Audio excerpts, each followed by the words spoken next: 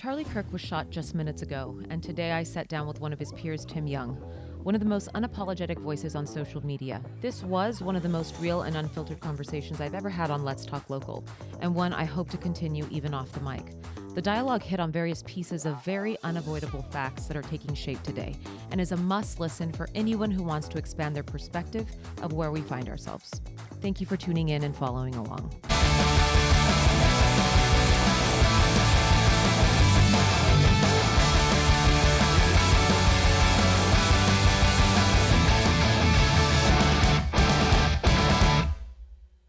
Tim. Yeah. You want to just? We're recording already. Oh, Let's we're just recording. start. No, we're Let me just recording. start your podcast for you. Just this is start one of it. the few podcasts I've actually watched. I do a lot of these. I don't watch the stuff. But, well, and thank you, by the way. Thank you for your awesome support of everything that we do at Dallas Express and here. You're the best. But tell me why you're jet lagged and how you don't like Holland America or cruises. I love cruises.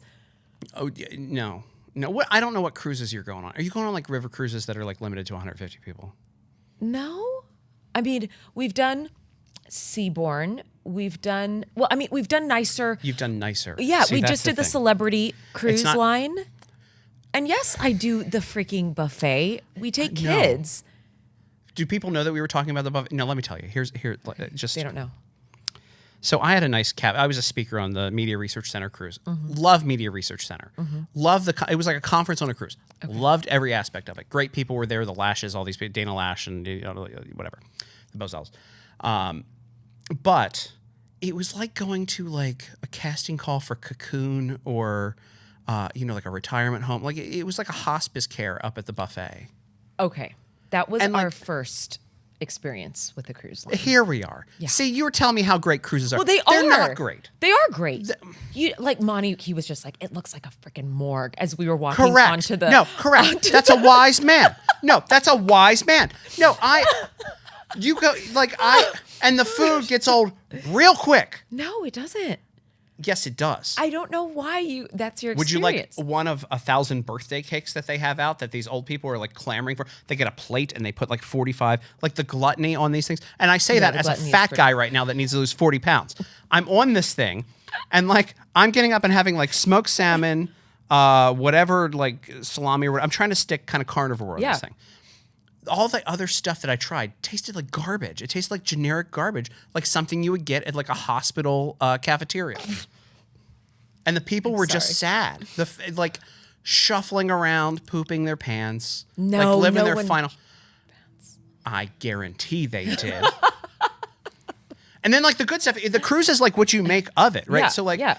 I didn't sleep a lot because we would go past the cool fjords Yeah. at like 3 a.m. And so I got would you. get up and be like, oh my God, like, why would you not want to see Yeah. this? And so I'd go smoke. I bought Cuban cigars in Amsterdam. And Yes, I love cigars. we need to talk about I cigars. love cigars. Yeah. It is one of my life's pleasures. Well, we need to smoke at some point I'm because I very have happy like to. 3,000 at my place. No. And I find the really good ones for nothing. So they had all the Cohiba, like Bahique and Robusto and stuff, the Cuban ones, just chilling for like half price there of what we would have to. Because the Bahiques are like $400 here. They're like, I'm going to have an out of touch conversation for people watching this. They were like 200 in Amsterdam. That's amazing. Yeah. Yeah. I bought Oliva V 2024s there, so the limited edition Olivas. I had everything. So I smoked like 2 a day, 3 a day. Oh my God. Was hanging out on the and the one night. So the cruise advertised that you could see the Northern Lights. They weren't visible to the naked eye, but I was sitting out at like 2 a.m. one night. And this lady ran by, and there was nobody on the top deck. It was just me and her, which, by the way, was crazy to me. That it's the most beautiful place in the world. Well, one of them, Norway. Yep. And we're going past all this amazing stuff, and these people are more excited about the ice cream machine than looking out at the view. I've witnessed that too on some of the People cruises. walking around with ice cream cones. Yeah. I'm like, and I'm so this lady runs by me. It's her 50th birthday. She's only on this cruise because she wants to see the Northern Lights. And she goes, they're out. And I go, what are you talking about? And she grabs my phone and she goes, I'll show you how to see them. And she hits the exposure button. And as soon as she did it, it waits like 3 seconds. And it was green and purple. And like the sky was all lit up, but it wasn't to the naked eye. So the gases were being hit by the solar, the solar light or whatever that comes through. And so we, 3 people were on the top deck. That's all the Northern Lights. Oh my And goodness. out of like 3,000. That's crazy. Yeah. So okay. But they got their ice cream. Okay, so back up just a minute for me. So you were on this cruise. Yeah. These people were primarily there because they wanted to do something listen before they to died. people. Media Yes. Research Center. Yeah. Sorry, yeah. No. So Media Research Center, they have a big conference on the cruise, and it's all of us talking about culture and like how the media is biased and where things are going, if America's going to be great again, how long it's going to take to get there. Really, really deep thought and really incredible people along the way talking about it. Hell of a panel. The Bozels were there. Hell of panels. It was like the Bozels, a bunch of media people, Joe Concha from Fox, Alan West, a bunch of people were there. Okay. And I got included. Interesting. And so, yeah, I'm looped in with these people now. Well, of course you are. I mean, you have, I think, more followers than a few of them. A few of them. I would think so. Yeah. And so, okay. So tell me first, and then I'm going to come and circle back to some of these topics because they're really interesting to me. How did you get your start? I know you're a comedian, but how did you get your start? Where are you from? How the hell did you start this? I don't know. Grew up in Baltimore. Went to law school there. I have to really think about this because it's like I have a very long, crazy resume. I won't get into all of it. But I started doing stand-up in college. And one of the first times I was on stage, I was a finalist. I won the first round of the DC's Funniest College Student. All right. And I kind of wanted to combine it for a long time. And I did, but I ended up falling back on the serious stuff. So like people have always reached out to me as like crisis communications or coming up with acronyms for departments and things like that, like department like names and things for programs, whatever. But it really was just me doing stand up and going to law school at the same time and knowing that I was never going to practice law. Just getting that degree. Yeah. So I was valedictorian in high school and my parents, it was either you be a lawyer or a doctor and I went lawyer. Yeah. Yeah. Okay, so that's how. And then from that, it morphed into your comedic career. Yeah. And then I get calls by, somewhere in the middle of this, I started getting calls from members of Congress and executive agencies and stuff to write things for them or write speeches or help them out with stuff. And it's kind of crazy. I love it. So why have you never run for public office? It's the worst job. Oh, I agree. I could never do it. I could never do it. So I really wanted to be what I like to call, and I'm shaped like one right now, so the pumpkin queen of Grapevine.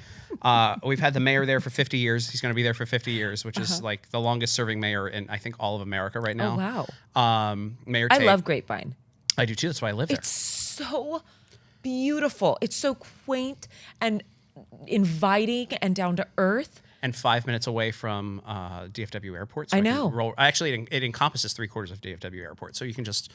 I didn't know that. Oh, yeah. That's where they get all their money. Oh, boy, is that a loaded town. So the GCISD, the school district there, I can throw out terms like this because it's a local podcast so people could know what GCISD is. So they send $30 million as part of the Robin Hood program to the rest of the state because they have so much money, because they get so much tax money from DFW Airport and a few other things. Yeah. So the town, I considered running for mayor. And then this last election, I was working for a candidate. I was actually door knocking, not being a social media person, actually getting out and doing things. We lost a really good conservative seat on the GCISD school board because people were still spiking the football from November and didn't wake up and realize that Texas has off-timed elections, not with November. May election, she lost by 300 votes. I was out door knocking. They had one of the most comprehensive door knocking campaigns you could think of. Everybody was so excited about it, and she still lost. So I thought to myself, like, I really wanted to be mayor. I thought it would be really fun. It's probably easier to run for Congress. Yes, I would think because number one, if the incumbent type people thought I was running, they might shoot me because it's a small town. That could still happen here. But me getting involved gets all the crazy Democrats out because it would be a national focus on me running. And so by the time I would run, I am almost certain I would lose. Like it is, we took a look at it from a few different aspects, and like I'd love to be like, I'm famous, I would win.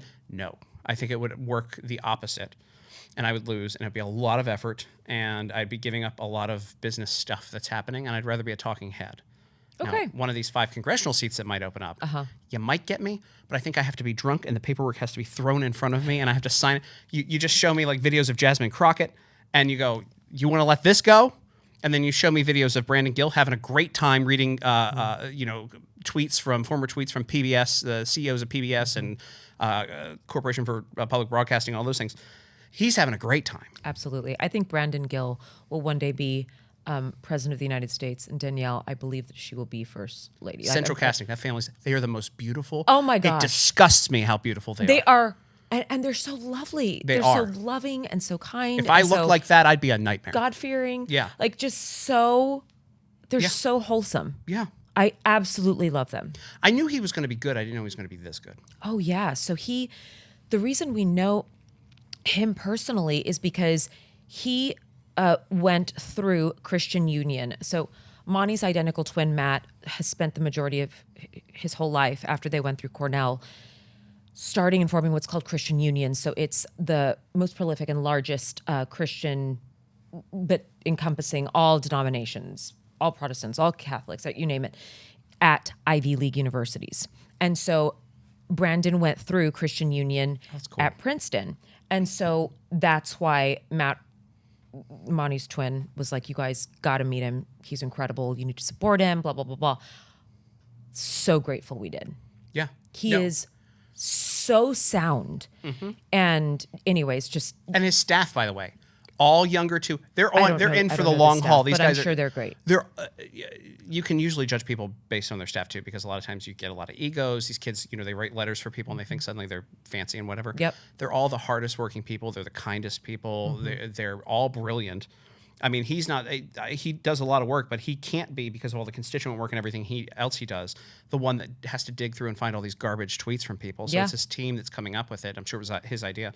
Also smokes cigars at his desk sometimes, by the way. Oh, that is so funny. So he was my first. I do a segment for Daily Signal called "What's in Your Office," and he was the first one. Oh, I didn't know that. Yeah. I've seen a few. Yeah.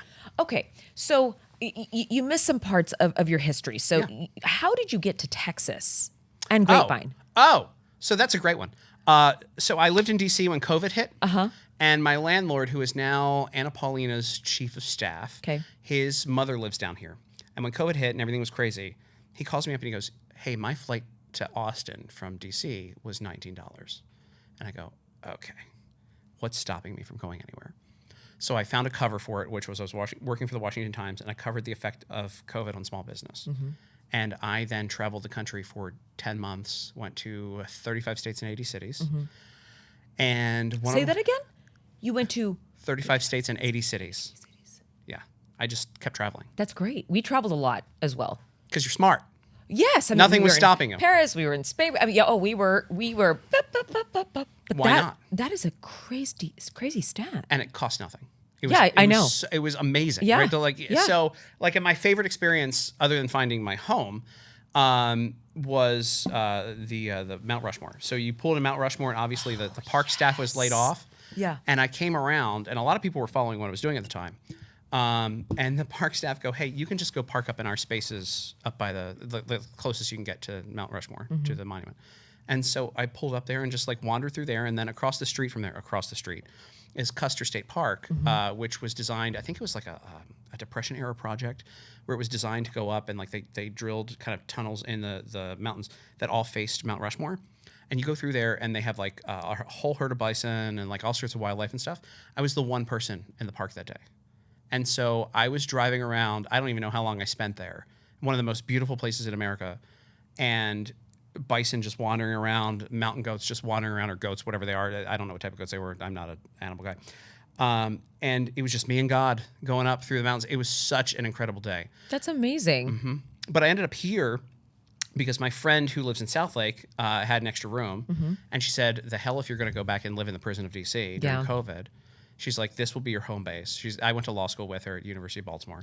And so she forced me to be there. And one day I was walking, and I walked the 6 miles to Grapevine, where the coffee shop at the top of I didn't know the coffee shop at the top of the main street was closed on Sundays. And so I wandered down Main Street, went to Tolbert's, went to Wilhoite's, got real drunk. Yes, Wilhoite's. Yes, I love Wilhoite's. We got to go. We could go smoke cigars there. Yes. We could. And I love the bikes. I love the people. It is absolutely my scene. Can you slum it, though? I feel like it's not. I challenge you. I challenge you to slum it with me there. I can slum it much more than you. Ma'am, this is the best I get. No, of course I can slum it. I'm from El Paso. I'm from Juarez. I can go to the Let's most... go. I am... Let's go. Absolutely, I can slum it. So after that, I started looking at apartments, and there was a dude there who I met at, I I think it was Wilhoite's, it might have been Tolbert's, who recognized me from TV. Uh-huh. And we were talking, and he had corporate housing that he wasn't using at one of the bougie apartment things. And he's like, you can just have it for the year. So I got to live in Grapevine for free for a year. What? Yeah. This is nuts. And then, yeah, it was a 2-bedroom. It was amazing. And then I found an apartment right up the street, a 3-bedroom kind of townhouse up the street, right off of Main Street. Now I'm looking to buy a house. So yeah. Okay, this is thrilling to me. Okay, so now fast forward. What was your popularity back then during COVID? What was your? It was good. I don't know. It was good. I had the #1 social media series ever in the history of the Washington Times. Huh? Yeah, that was my traveling for COVID. Oh my gosh! Which, by the way, did you take the shot? Did you get the shot? You had to. No. What? And you were able to travel, Yeah. but you weren't international a lot. Yeah. I wasn't international at all. Yeah. Okay. I figured. So I completed my lower 48. So I actually did. I did trains, planes, and automobiles. I flew everywhere. Then I drove from here to Dickinson, North Dakota, and back down. Then I took the train. I took the train up the California coast, the Amtrak, the beautiful Amtrak. Yep. It was $89, and nobody was on it except for me and prisoners. Oh my gosh, I love Amtrak. And so I did it all. I mean, I literally did it all. It was my 40th birthday that year. I actually went back to DC while everything was closed, and we had like Speakeasy Barbecue at my favorite barbecue restaurant. Yes. We raised like 10 grand or something to keep that open. I forget what it was that day. Oh my goodness. So like it was like a crazy. So like I just had the best year, and I've yet to lose that weight. But like that's. But also, like, living in Grapevine is great because, like, it is... So, you know, the VFW is, like, I think the 3rd highest grossing VFW in the country. It's open to anybody and go. I wasn't aware of this. Yeah. So it is one of the most popular VFWs in the country. It's right off Main Street. It's where all the industry people go. So me going there, I met all of the managers for the places on Main Street. And so basically, I just, like... What is it, like 15 wineries or whatever on Main Street? Yep. Landon does crazy stuff where they age their wine in whiskey barrels. I'm sure it's all source juice, but then they age it in whiskey barrels to like, and so like I love it. Like, okay, yeah. So now you're in Texas, yeah, and now you're doing remarkable things, like going on this cruise, talking about the media, talking about many things that you're posting nowadays. So, from things I've gathered this far, you're single right now, right? Yeah. How old are you? 45. 45. Okay, I'm trying to... I just got rid of a fiance like 5 months ago. No. Yeah. She cheated on me on top of a few other things. This is going to go live. Good. Hey. Good job. Good job for cheating and breaking his heart. Yeah. It was a great time. Her mom tried to call me the other day, like 2 days ago when I was in Amsterdam. What? I don't know. She's blocked now. I don't want to know what she had to say. And so, okay, how is your dating life? Before I get into your topics that you're talking about. Well... Oh, we have topics to talk about? This is a good topic. No, the ones you were talking about on the cruise. I tell you what, I've learned a lot about how valuable women think they are in their late 30s and early 40s on dating apps here in Dallas. I think Dallas is probably a different target market. It is not my target. Yep. It's not my demo. Yeah, it's a different one. A lot of these women believe that they're princesses that should just be taken care of. That's right. I ain't it. Yeah. I am not like, good luck. I don't know what guys go for that, like especially like late 30s, early 40s, and just want to be taken care of and never work again for a day in their life. That seems to be what I've seen a movement about this. How people just want, like a lot of women just want to stay at home and have the man pay for everything. Correct. Or the partner pay for everything. They want to travel the world. They want that literally when you go on like a Hinge, right? Then Hinge like has all these different prompts. One of the top prompts is like a lot of times they're like, where will our next trip be? Will it be like Costa Rica, which every woman apparently wants to go to Costa Rica all the time, or like Italy or whatever? And I'm like, how about nowhere? How about you earn your own money and you can go take yourself to Italy on your own? You have a nice time. This is insane. I had a +1, by the way. I could have taken a +1 on this cruise to Norway, all the fjords. And I said absolutely not, which was really crazy because when I broke up with the fiance, I got the offer after I broke up with the fiance. Her little scumbag friends came out of the woodwork and were like, "We'll go with you." Stop it. Mm-mm. You know what? I'm sorry. I'm sorry that you're having to deal with this. I just think that it's fun. It's just that our world right now is in a freaking crisis. Yeah. Our world is in a crisis, and you hit on it. The topics that I was mentioning earlier, the topics that you were talking about on this particular cruise, right? Media just won't report anything. I mean, just yesterday, I was sending this to my niece and I said, "So help me God, tell me that you are caring." All this stuff, right? How he just stabbed her Yeah. And she just and she sat there with horror in her eyes. I thought she died immediately upon being stabbed. No. People probably could have. There was a crack at But saving did you her. see how they just sat They there? sat there. Yep. They freaking sat there Because and they- did nothing. They probably also hate white people, and they were okay with it. There was not one other white person Yep. on this. And This poor girl. you know, Who's a and refugee. Exactly. But what I think to myself is, if I were to see someone getting up to stab someone, I would jump his ass. Correct. I would jump his ass, and I don't care. But then you'd be charged. You'd be the one that would be charged. But I mean, and here's the thing. I carry my gun at all times. Yeah. And the way the people just sat there and freaking did nothing. They gathered their crap and they moved. Mm-hmm. Like, She's bleeding to death. as she's bleeding to death, not trying to hold her wound, suppress the blood, give her any type of CPR. I mean, what? Yeah. I'm pissed. So anyways, I'm sitting here messaging, or I call my niece, who's like one of the people that I'm closest to in the world. And she's single. She's beautiful. Oh, yeah? She's white. She How old is she? doesn't carry. She is 28. In the ballpark. Let's go. So she's unbelievable. Yeah. And she works on the 12th floor here. Anyways, I'll be back. Yeah. Give me a second. I'll just go. I'm gonna call her. Bryce, come downstairs. So then I'm telling her, you need your gun. You need this. Tell me what you're doing. So if this is the type of place that we are living in, Yeah. where people do nothing and they just watch people die, and I'm sorry, it makes me emotional. I mean, I cannot even imagine how that relates to people available in the damn dating market. That's a hell of a. Boy, is that a hell of a. I mean, no. But you're right. No, you're right. It's the damn It's- truth. This is it's- the kind of shit that we have Correct. in our world. Correct. It's So- 1,000% selfish. It's selfish. Yeah. It's weak. I said so. pisses me off. This is where I am now. I'm clapping. So you got me going. I'm like in church No. right now. Yeah. No, I like. So one of my friends who I just kind of reconnected with from high school, we were following up on some things, and she's had a terrible time with, like, her ex-husbands are the worst. She has multiple ex-husbands, the worst, stuck with 4 kids, the whole thing. Oh. So I brought her out here for a vacation, whatever. And she said, what's the one thing you haven't accomplished in your life? And I'm like, a family. Like, that's it? Yeah. And she's like, that's kind of sad. And I go, kinda? Yeah, because I got everything else going. It's fine.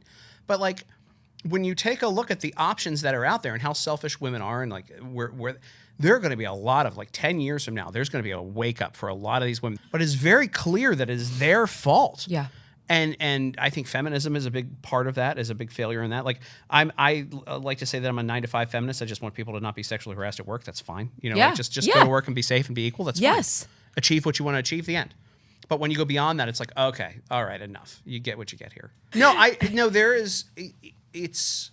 there's a level of selfishness in the world right now that I can't comprehend. You can't comprehend. I can't. Normal people can't comprehend. Can't do this. it. But I don't, and it's a cultural thing. It's definitely a shift from the media, where everybody should be out for themselves and be this, like, successful XYZ, both men and women. And at the end of the day, it turns you inward and selfish to a point that you literally have lost the basic concepts of family and community. Yep. There's no world where somebody should be stabbed in the neck and bleeding out and people just pick up their things and move. And move. Not any humanity. And so if we delve a little bit deeper into this. Yeah. So if you had to guess, would you believe that the majority of these people on this train were racist? Yeah. Yes. How can Yes. they not be? Yeah, because it was a white girl. And when he walked away, he said, what did he just say? I got the white girl. I got the white chick, I think. Like, something. Why wouldn't you jump to someone's? But the problem is, too, that society has developed to a point that, like, you look at, what was it, Daniel Penny? I don't Yep. want to get his name wrong. Where he, like, choked out the crazy guy who Yep. was violent on the train. Yep. And they went after him instead of. Yep. So we're being designed to otherize everything. Yep. And like, people don't want to stand up and help somebody else. But on the same hand, in this instance, when you take a look at those people, they should have jumped and done something. It's just, we're in a real mess with where culture has been and how it's reinforced when you take a look at all the leftists that are, number one, let's start here. We're at the Dallas Express. You guys are, like, the only people that really, like, reported on it to start with. I know. There was no other outlet talking about her being stabbed and murdered. Yes. I mean, what is wrong with this? It didn't fit the narrative. It's just disgusting. And then did you see the comments where, I forget, it was on the New York Post? They posted the perpetrator and her photo, and then the comments underneath it were saying, remove his photo. We don't want racist comments to be made. And I'm like, well, then don't commit the crimes. like, wait a minute. There's your clip. You're worried about race. You're worried about the minority. And I get it. People tell me all the time, eres una güerita. Like, I'm a white girl, right? I'm a white girl. Like, I'm white passing. And so it drives me crazy because I'm like, oh, because I'm white passing, I get no voice as a Latina? Correct. Like, that is BS. Same with all Asian people. Yes. I mean, anyway. So, okay, back to this whole. Yeah. By the way, whole if bit. it was, let's be honest here, if it was a white guy that stabbed a black woman. Oh, it would have been. Oh, yeah. Yeah, Nonstop. circulated everywhere. White Circulated nationalism, everywhere. They would have tried to connect him to Trump. So I forget what mass shooter it was. One of the mass shooters, I got a phone call from my friend at ABC News 40 minutes after the shooting. My friend works at, one of my friends works at World News Tonight. And he goes, hey, just a heads up, your name came up with the mass shooter. I go, what are you talking about? They were like, he liked a couple of, or whoever it was, liked a couple of your tweets. And so you might be part of the story that like, it leans right. And that I was like, wait, so you're telling me 40 minutes after this happens, number one, that you found all his social media. Number two, that you're trying to then connect, or a major national media organization is trying to connect this mass shooter with me, who doesn't want, I'm such a pacifist with so much stuff. Like, I don't understand how, like, that's the automatic from the left is like, let's see how we can connect him to anybody on the right we can, to the point that a mass shooter was going to be, like, that was a potential story. And what's interesting about this? Okay, so you've left out a little bit about your faith. Yeah. Tell me what you're. I'm Christian. I'm Okay, so you're a Christian person. Okay, so you are a conservative, Christian white guy. Yeah. And have people tried to attack you for any of those things besides the conservative part? I mean, yeah, but at this point, I've become like a sociopath with. Yeah. Because once you get to a certain amount, I think I remember when I first moved here, maybe 4 or 5 years ago, I hit 400,000 followers, and I turned off all of the responses at that. But like, I don't get notifications on people hating me and saying all the things. I was listed as one of the top 4 hateful people. And maybe one day I'll hit number 1, transphobia, because I said groomer the most on social media, and the way that I There used is the term. grooming. Yes, correct. That's what is wrong with using that word? Because apparently it's transphobic, and apparently I'm one of the There's a biggest Days haters. Against Groomers. Yeah. Right? Great, They're by the way. huge. Yeah, Jamie's amazing. Yeah, they're huge. But so apparently I was one of the foremost. They had top 10, but I was number 4. One So day you I know wanted to be Jamie. number 1. Yeah. The woman who runs it. That is a voice that I would love to interview. I can get her. I would love that. What's she Thank doing? you. Nothing. She's just running an organization. Because it's those kinds of people, and this following is nowhere near yours. I mean, your platform's absolutely huge, but at least we're in the top 1% in Texas, which is a great deal for the local sphere. Yeah. But when I delve into this and I think to myself, okay, the evil seems to just be ratcheting upwards. Correct. Matt sent, Monty's identical twin, who I mentioned earlier, sent Monty, myself, and another person this link the other day about how starting in 2025, it essentially marks the 50-year start of the tribulation, the turning of the tribulation. It was a piece by Tom Horn, and it was hidden essences, prophecies, Jesus' imminent return. The guy's dead. Tom is.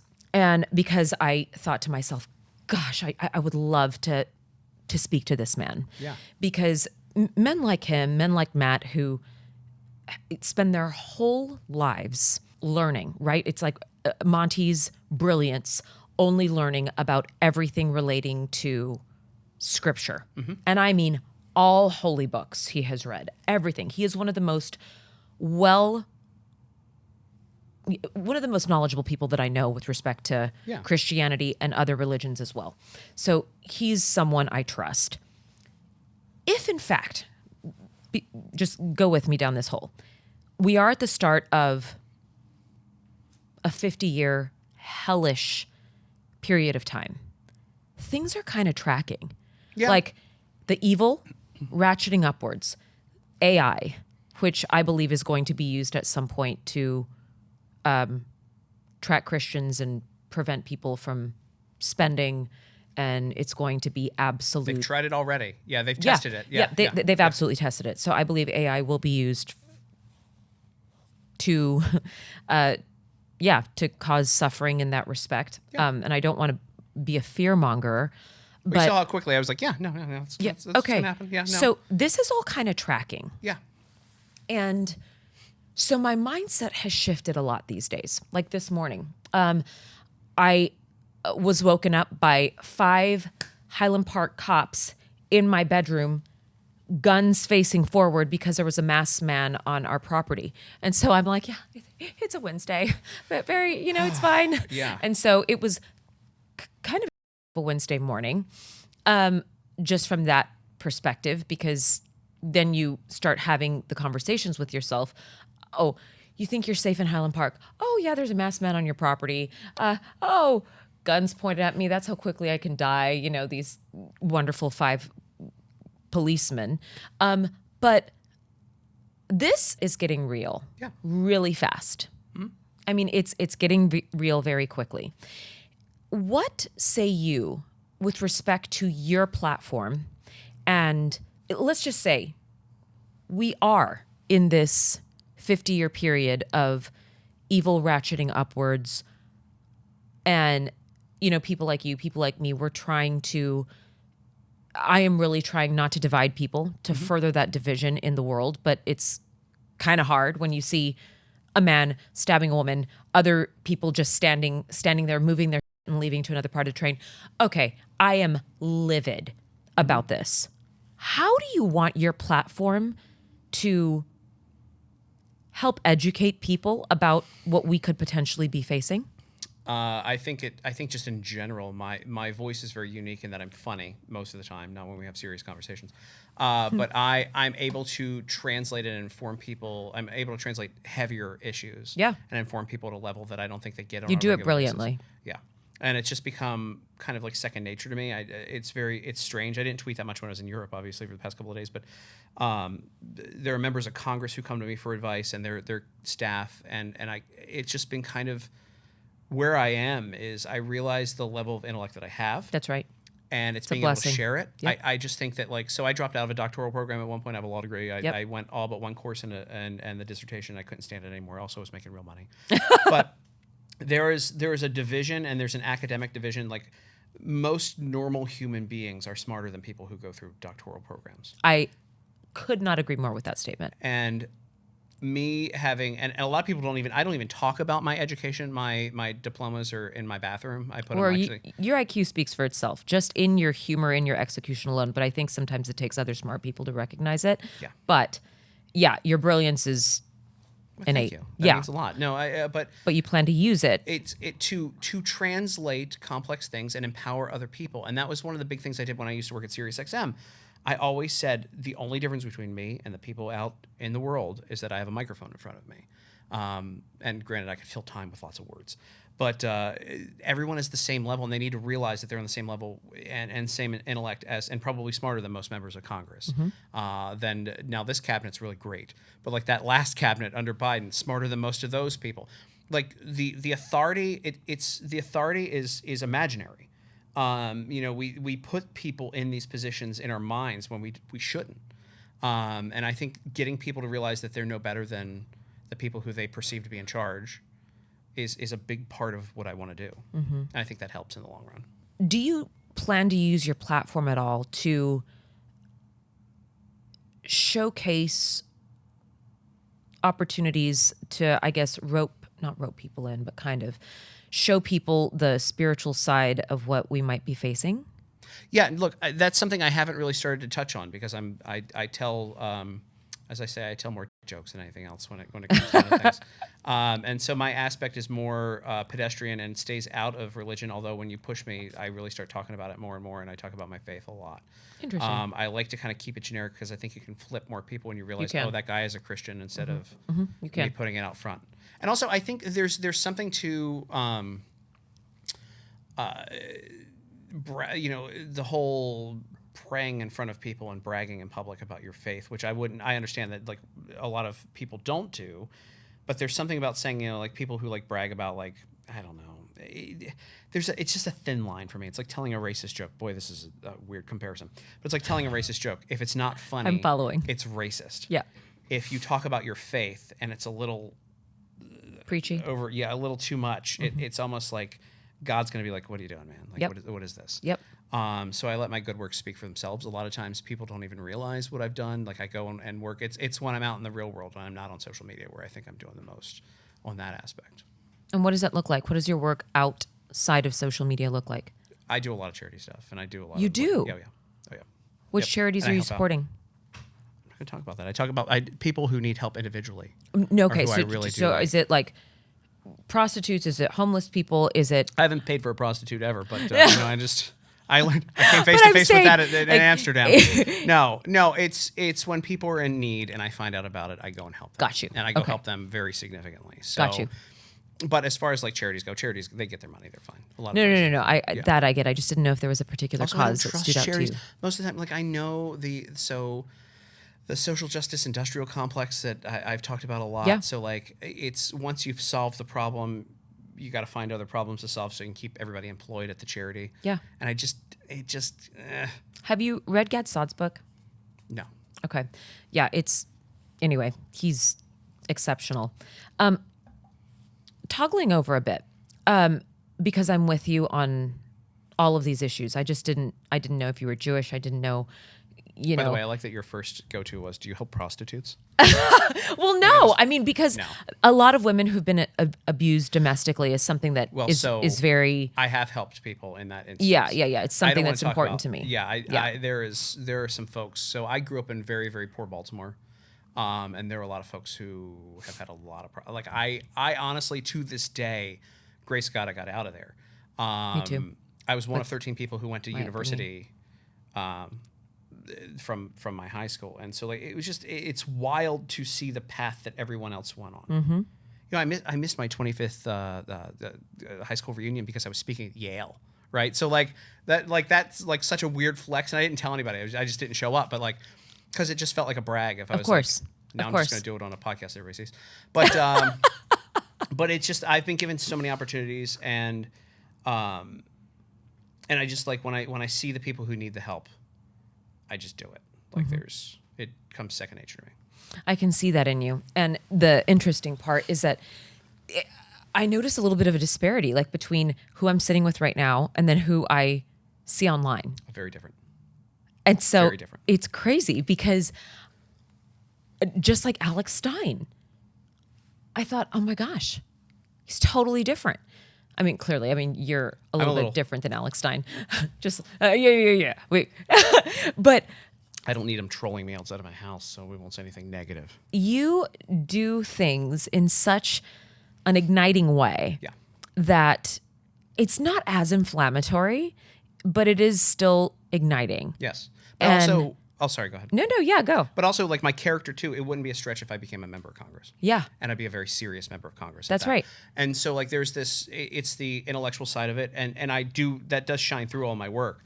But I'm a very serious person that does a lot of work, but I'm also very mouthy at the same time. Tim does run his mouth. It turns out. Yeah. But no, there's a lot that. It's interesting because I'm the media fellow for strategic communication at the Heritage Foundation. Yeah. And there are people there who still don't understand why I'm there.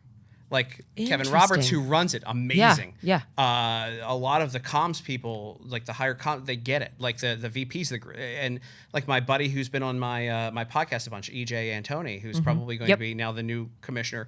He was explaining what the Bureau of Labor Statistics did on my podcast 3 months before he got this nod.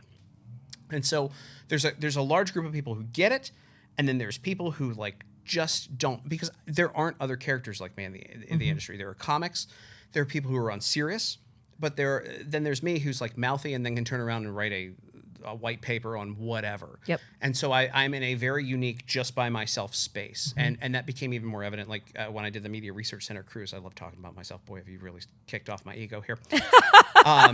And I realized, and like a couple of the guys there, like I'm going to be named to a board here coming up pretty soon that involves them. And I was given very, very big pep talks from some people that are like, yo, hey, you are like the one that does this stuff. And so I kind of have to pick my own path. And that's actually been the most stressful part of my career is finding which way I want to go. Yeah. And I've said no to Congress multiple times. Yeah. When I say I get asked to run for Congress, it's not like my buddy asked me to run for Congress. Yep. Yeah, I get asked to run for Congress, and it's been 3 times so far, and I've said no each time because I don't think it doesn't fit. But I'm just in a really weird, unique, and it's hard too when you're like dating somebody who kind of understands the industry or whatever. It's kind of gets it a little bit. And I start like name dropping and things because it's an everyday thing for me. Like who gives me phone calls, where I get calls from. When I realize where I am and what things are kind of happening. Like I was in the last Trump commercial in the Unity ad. So I didn't know that. This hit me the other day. So at the very end when they're doing kind of a ramp up of all the big like media people, it was like Tucker Carlson, Joe Rogan, and me. And I'm like, whoa. Because that's where you are. Yeah.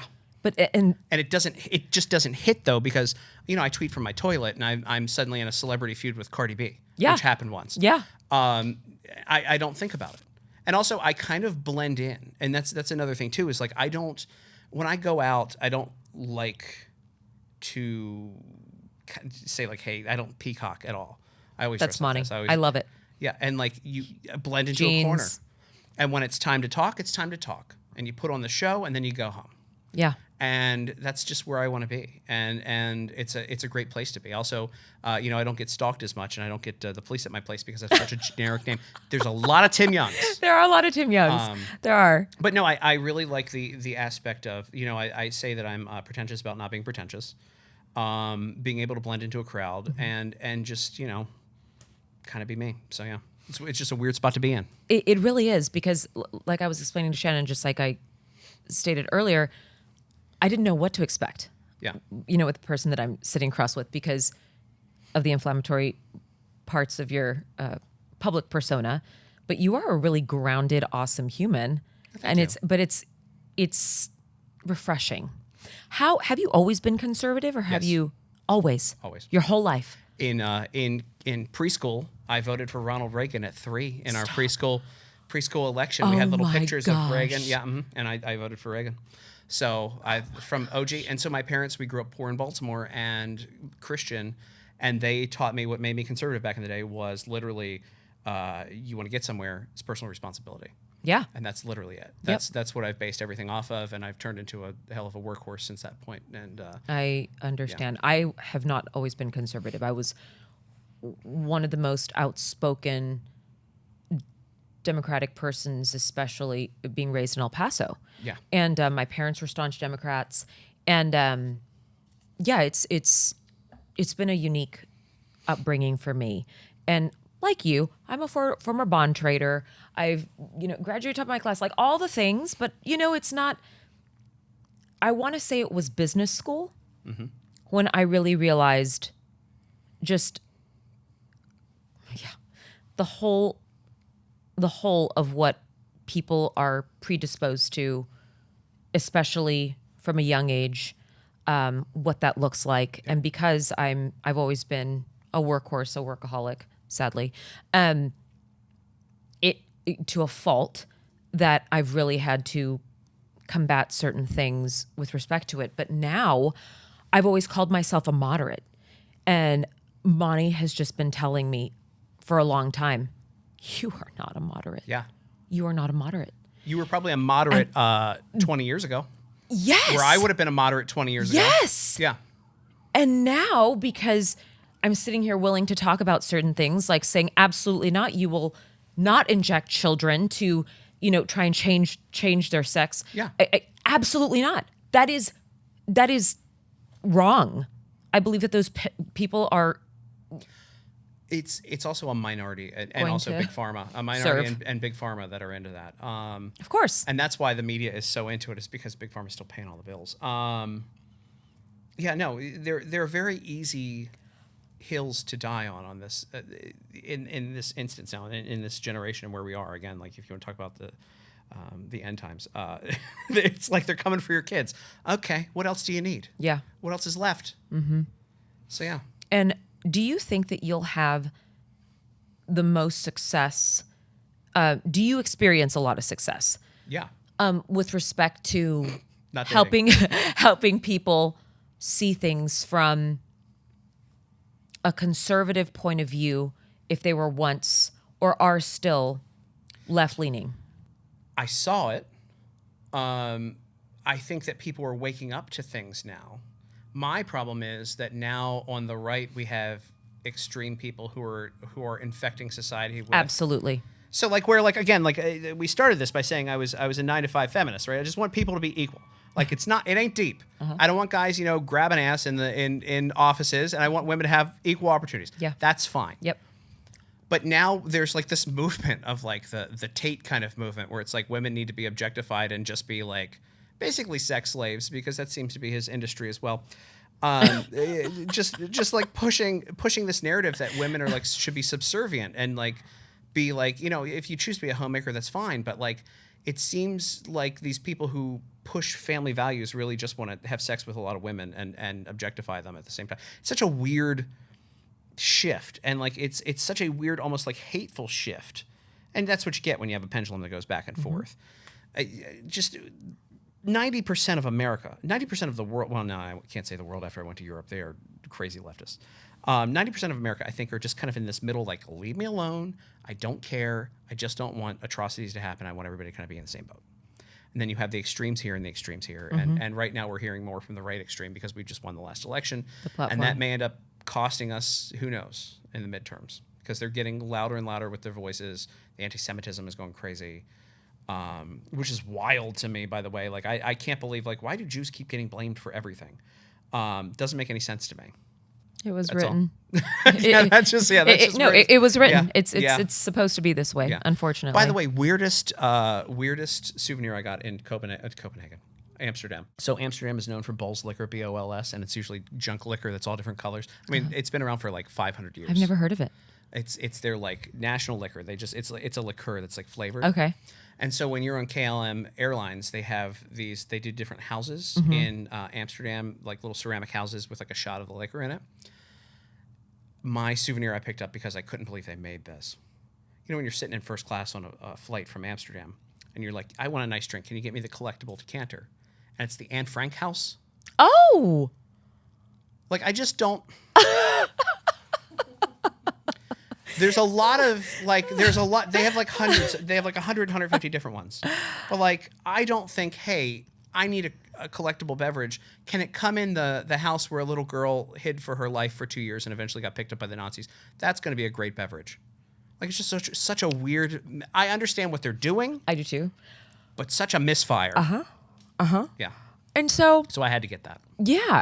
I've seen you tweet about Epstein files. Yeah. Can you give us a rundown of where you stand with respect to this? They're somewhere. Who knows where they are? They're somewhere.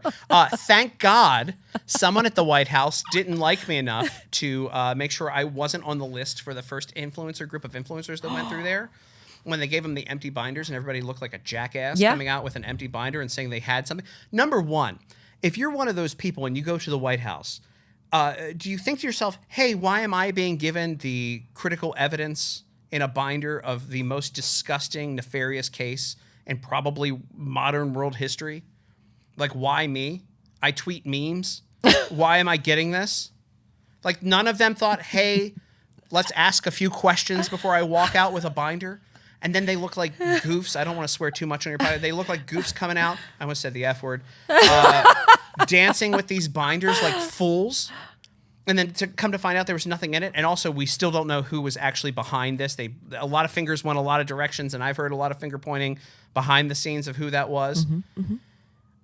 Those files exist. Trump isn't in them, or they would have been released a long time ago, the actual list of clients. And it's just interesting now that Democrats are trying to make it a talking point because they had 4 years to release them. But that was, thank God, I want to thank that person who doesn't like me in the way. There's one person there who I can't stand and kept me off that list. God bless him. Saved me. That's amazing. Because I probably would have danced with that binder too. I'm just mad that they have not released it. But at this point, I understand national security and all there's so many people on back-end reasons that they're giving us. Yeah, but definitely not Trump, because Trump is a smart... Let me tell you something. That guy, Isn't it Gates? Bill Gates as well? Oh yeah. That's why his wife Bill left Gates. him. Yeah, She didn't like his relationship. She literally said, and was it divorce papers or released it? I didn't like his relationship. But no, that Trump guy. Let me tell you, he's definitely not on it because you want to talk about a genius. If you're a guy who's I don't think old, he's a genius. I think he's this one play. Okay. Right? Why not buy the pageant with like the hot chicks in it so you can just be around them? That's the move, right? He's clearly not in a kids because he bought the Miss World pageant. And like he's just around Sure. airhead models. Not to say that some of them went to college or whatever. It's a scholarship program, I'm sure. But that's a genius move. That is a genius move. From a single guy's perspective. Yeah. From a frumpy single guy's perspective. Smart on him. Oh my gosh. And he is smart. Yes. He is smart. But I would certainly want to play the IQ game and say I would not I think a lot of state times that he was a genius, is a genius. I think when people say he's playing 4D chess, he's not. Mm-hmm. I think a lot of times he's just being mouthy. See, this is why I like him as president, is that he yells the way that I would yell as president at things. And he scares foreign leaders the way that I would want to scare. And that's the way I want my leader to be. I want peace through strength. And part of that is I'll blow you up. You mess around, I'll blow you up. I'll blow up a boat. Cool. I do appreciate that about Trump. Yes. Where I do believe that people fear not instability, but they fear that he is just crazy enough to do it. Yes. And he's not. But yeah, correct. But I agree with you. But so that is, it's not 4D chess though. And every time like something screws up in government, they're like, it's 4D chess. Is like, no, it's not. By the way, QAnon, whoever QAnon was, I don't know if it was a psyop or what, they loved me. I was in multiple Q drops. They loved my Twitter. Donald Trump retweeted me. Elon Musk has retweeted me. QAnon, the whoever was behind QAnon, couple of my things, and people would go to my tweets and be like, "Q sent me," and I'm like, "Cool, well, it's a meme."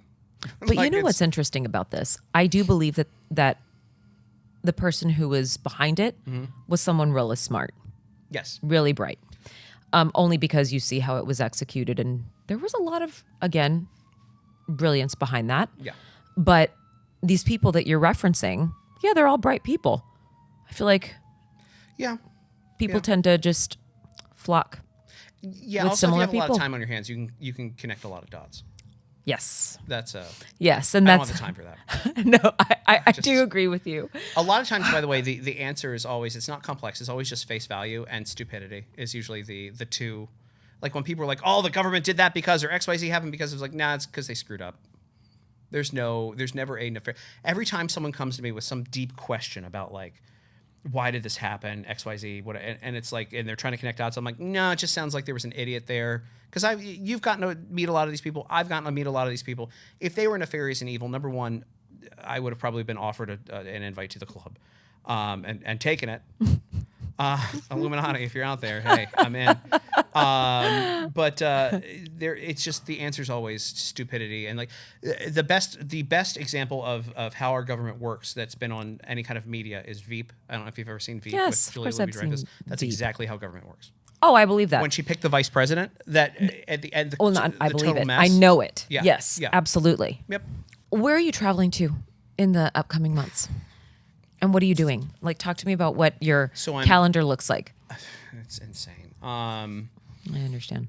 So I am currently helping produce with the Heritage Foundation the documentary series with Kevin Roberts. Okay. And we're headed to the border next. Mm-hmm. I think we may end up in Alaska. I've been invited by the governor to go up to Alaska, but also we're going to do an energy independence, I think, documentary with him and go up to Alaska. Okay.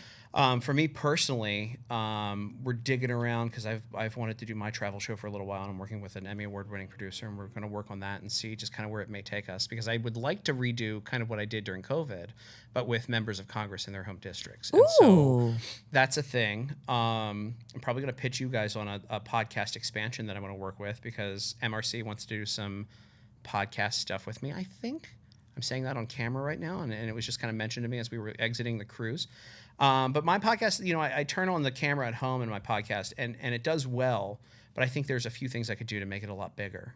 And I'm very comfortable at home. But I travel constantly. I mean, I'm going to, Florida. Where on the border are you going? I don't know. know. Why that would involve play. I couldn't figure out where I was getting on the first floor of your parking garage today, and I'm frustrating your producer here, who's a wonderful lady, but like I don't know where I'm going half of the time. I just have people tell me where to go and show up, and I show up and I do this. Mm-hmm. And the biggest decision I made, the biggest travel decision I made in the past like probably 3 years that like wasn't somebody else kind of like helping me or telling me where to be. Was staying in Amsterdam an extra 3 days because American Airlines gave me credit to stay in Amsterdam a couple extra days after this cruise to Norway. But I didn't even know going to the cruise in Norway, the chief of staff for MRC, God bless her, Megan, I was like, just tell me what I need to do and where I need to be. And so she texted me every morning and she's like, just show up to this and that. And I'm not disorganized. I'm just all over the place. I understand that. Yeah. I absolutely can relate. I promise you.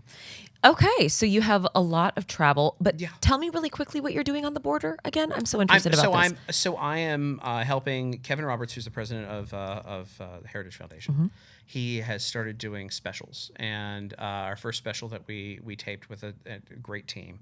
Not at Heritage, but my own kind of friends who have these Emmys, and this guy's won all sorts of awards with PBS. Don't tell PBS that I won't say his name here because I don't want him to lose his current show there. But we did, our first one was on monuments, and Kevin sat down with the artist behind the World War I Memorial in DC, which is remarkable. And not many people know about that memorial. It's beautiful, and we were talking about the history of monuments and memorials and how significant it is to preserving Western civilization. Yep. The next one's going to be, we don't know exactly where we're going to be. It might be on a farm, might be on the like actual border, somewhere down around McAllen, I think is where we're headed to go take a look at the now quiet border. Yeah. And hang out with, I believe, Tom Homan, maybe somebody else, who knows. But okay. Because Tom Homan was a senior fellow at the Heritage Foundation. Mm-hmm. Oh. So, yeah. I wasn't aware of that. Yeah. Cool stuff, man. That guy, by the way, every time I hear Tom Homan talk, like when he speaks, it's like, give me a gun, I'll go guard the border. Like that guy gets you going. Well, because it's necessary. Yeah. It's necessary. Yep. And I mean, I just saw this video yesterday that I sent to my family, and it's a whole bunch of people, I think, in Houston. Maybe I shouldn't talk about this, but worshiping Allah and doing, a whole bunch of like all this stuff, like beating their chests. Oh, yeah. And I'm like, is this really Houston? I mean, Europe. When's the last time you've been to like Paris? Well, we just got back from Europe. What were you in Paris? Were you in France anywhere? Oh yeah. Amsterdam said. We were in France. We were a lot of places. And so absolutely, it's changing. It's changed. For the worst. From where we were when we were just last in France over COVID. Yeah. And it's shocking to me. If only Christians behaved that way, right? Where they said, hey, we're going to go make a lot of babies and move to an area and we're going to take this area over. But I mean, it's remarkable. We are losing our culture, and people are just rolling over for it. And why? Why are you doing anything to talk about that? All the time. You are? The risk. Why haven't I seen this? I don't know. Look harder. I don't know what I tweeted about the other day. I think I had something up the other day about it. But yeah, I talk about it. I talk about it on my podcast too. You do? Yeah, oh yeah. It was this video. I'm sorry. I just needed to find it. I was like, where a friend is of this? mine was just at the Eiffel Tower, and it was like no one spoke English there, and they were all Islamic. This. Yeah, that's a takeover. In Houston. Yeah. Look at how many people there are. Yeah. I was like, what is happening? Yeah. And okay, so what are you hoping to do with respect to affecting change there? People need to wake up and realize we're going to lose America and we're going to lose all of Western civilization. You really believe that? Yes. Oh yeah. This is like. By the way, I agree with you. I just want to know why. It's the fall of Rome, but in a much greater scale. Mm-hmm. We're just letting people come in and invade, and they're open about it. They're very open about it. That's why I kept probing on the border bit, and I'll wrap up shortly here. But because that is what I see in my mind's eye when you mention, oh, I'm going to the border, and I'm like, oh, what are you talking about? Yeah. Is it just that we're being invaded? In one capacity, I think so. So we haven't done the run of show yet on it, but I believe we're going to hit on something like that. It's up to the boss on this one. This is one of the few times that I'm working for somebody else on a documentary instead of me. But I'm certain that'll be a topic. Good. Yeah. Because it's absolutely happening. Oh yeah. No. And I'm with you where I'm like, I'm all about treating people kindly, fairly, whatever, allowing for equality, but because of my faith, I'm Catholic, but then also non-denominational all at the same time. It is very important to me. Yeah. And it is critical to me that at least here in the United States, we preserve a lot of our roots. Yeah. Of our roots. Well, that's the whole part of the whole point of cultural Marxism is simply all forget about it and just move on and let our society collapse while a few people become elites.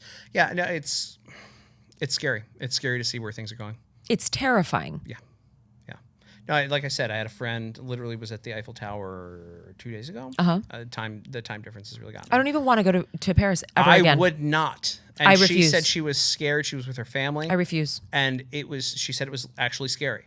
And like in a different way than like, when you say that, the left would be like, oh, well, you're just racist. No. It is a severe cultural shift where men are like sniffing around women and chasing them down. And like, it is a totally different thing than just like not wanting to see a brown person. And thank you for making that very clear distinction. That is my problem with it. Sharia law, the way that women are treated, the way that women are allowed to be abused, it's acceptable, even heralded in many respects. Well, for me, over my dead body. So I didn't realize I would probably be arrested in the UK now. The last time I did a stand-up show over there was a couple years ago. And I opened my stand-up show by saying, hey, I've never performed in an Islamic country before. So if I violate the Sharia, let me know. Yeah. And the place erupted, this comedy venue. And afterwards they said, hey, you probably violated our like speech laws, our hate laws. For sure. They're stringent. It's insane. It is I won't insane. go to the UK and I won't go to Germany right now because I know that I've definitely violated their speech laws there, and they'd probably try to make an example out of me. I absolutely wasn't going to do it under Biden. Now that we have like the embassies there, I'd have a chance. Yep. But I don't feel like going to jail. And I'll just, this will be my last bit about this. How long do you think we have? Let's say, I mean, I know that there's so much in flux with respect to the current administration, what it looks like next time. But now that people are actually starting to see that these types of behaviors, these types of acceptable personalities are being welcomed into the United States or have been welcomed under the previous administration. Do you think people are finally going to wake up to the fact that this happened under that administration or no? No. I don't think so either. No. I have no hope. So you know what the problem is with America? We've had it too good for too long. I agree. The last time we were all unified was 9/12. That's exactly right. And so unless we are directly attacked, we will not. And even now, like even if there was like a dirty bomb or something set off by one of these people who are like invaders, I don't know that people would. I don't know that the media wouldn't side with them or say like we've created such a. I think if an Islamist set off a bomb at some random whatever at this point in America, I think CNN and MSNBC would say it was because of the environment created by Trump that made this person radicalized. Of course. Of course. And that's just. It's unbelievable to me. Like, again, like we have the First Amendment, but the lack of accountability. I'm glad people are getting sued now, but the lack of accountability is scary. It is. And just like those pictures that I showed you, people there watching her getting stabbed, her bleed out, not even die immediately upon, the stabbings that I thought originally occurred, but how they just walked off, moused off. They're weak. People are confused. People have been lied to. Are you going to buy land in a different country? Me? Uh-huh. Never. Okay. I mean, buy land in a different country. Well, here's why. Because if you really do believe that the West is going to fall. Yeah. Oh, well, it won't be during my lifetime. Okay. We've got at least 100 years. I disagree with that. There. You think it's going to be before them? I do. But okay.